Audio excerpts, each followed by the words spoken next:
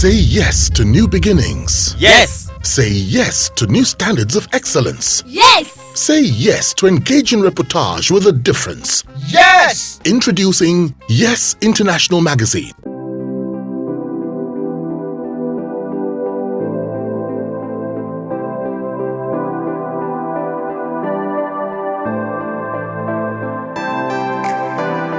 Now, so what are some of the commonest mistakes, that you've noticed with most writers? Yeah, in Nigeria, what I have noticed is that our people are not thorough when it comes to editing. They don't.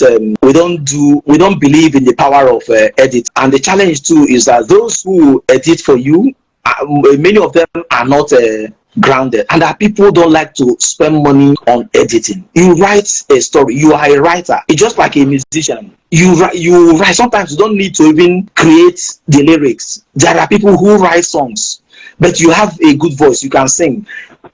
The person you will pay for the lyrics, and then you sing. Then there are people who will produce you. If Mr. A produces you and Mr. B produces you, because Mr. A is too good in production, he has mastered the art of production.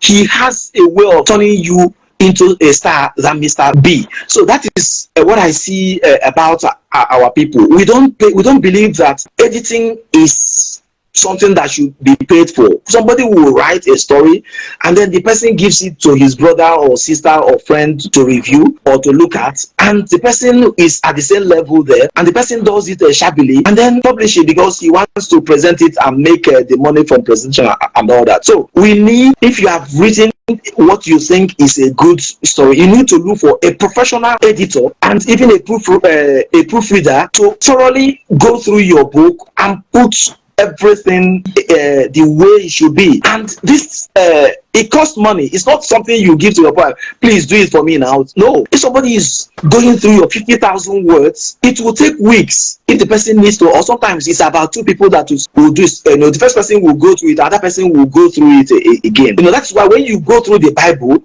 you hardly see an error. The Bible is one of the biggest books in the world. You go from beginning to end, you don't see error.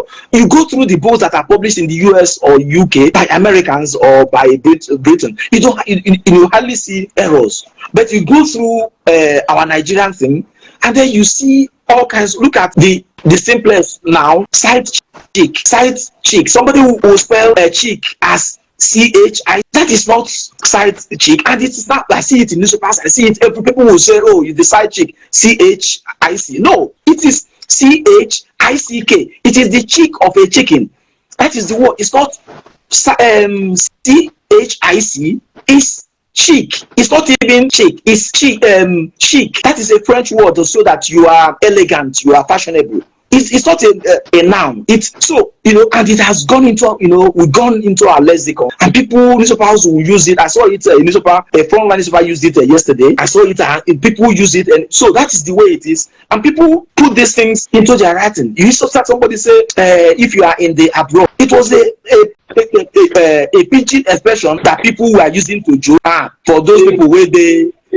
When I be in the abroad, and people now use it as a real English expression. If you are in the abroad, how can you be in abroad? People, what I'm saying, if you are abroad, it's very simple. It's short. If you are abroad or overseas, you do this. If you are in the abroad, so these type of things are things that you will see, and then there is no thoroughness. Because they don't go through editors, and our newspapers are not helping us because of the economy.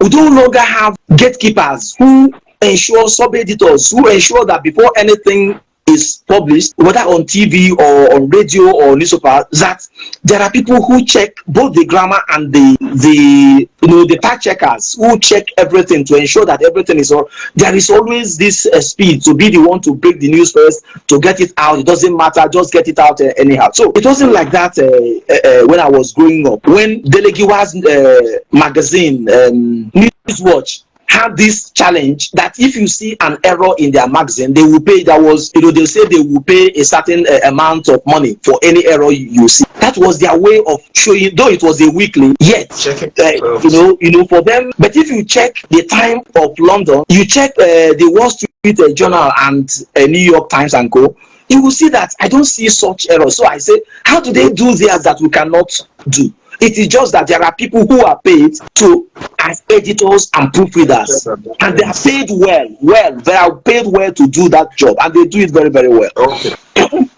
Now, how do you feel each time you're reading things, either online or on pages of newspapers and magazines, and you come across such, let's say, silly mistakes or unpardonable mistakes? How do you feel as a writer? I feel mortified. I feel horrified, and I feel disappointed. But I understand. I am in this environment. I hear there is everything has been bastardized in Nigeria. When you pay peanuts, you get monkeys. It is very, very simple.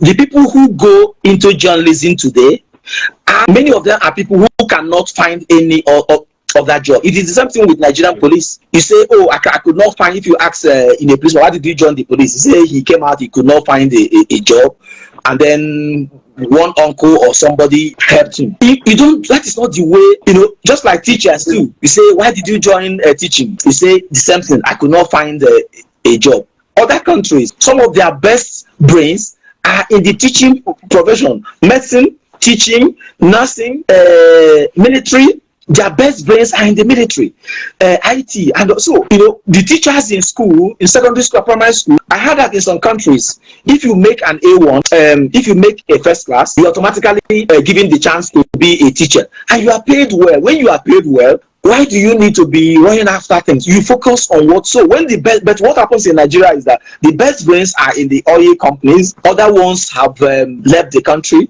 and then the banks will take the other level. The multinationals will take the other level. As it continues to go down, eventually the lower level rung will now go into journalism, go into teaching, go into that. And then if you are a teacher, you should be a master, or that is a lord of whatever you are doing, because you need to be an expert. A journalist is a teacher. The teacher is teaching a class of 30. The journalist is teaching about 1 million or 2 million or 3 million people that read whatever is right. So, and then if he publishes it online, it is not just those who will read it that day or the next day. It's there forever. So over the next 10 years or next something, I had the channels saying 2 or 3 days ago that they have got 1 billion views on YouTube. That this was not achieved in one day. It's they're counting everything they have put on YouTube over the years. So if they made some mistakes 10 years ago, somebody goes there today, the person will still see that same mistake that is there, and the person will believe, oh, it came from the channels, so it should be correct. The person will take it and then become wrong. So our journalists should actually, and our teachers should be among the best paid. I hardly see a journalist in the United States that becomes a press secretary once a new government comes on stream.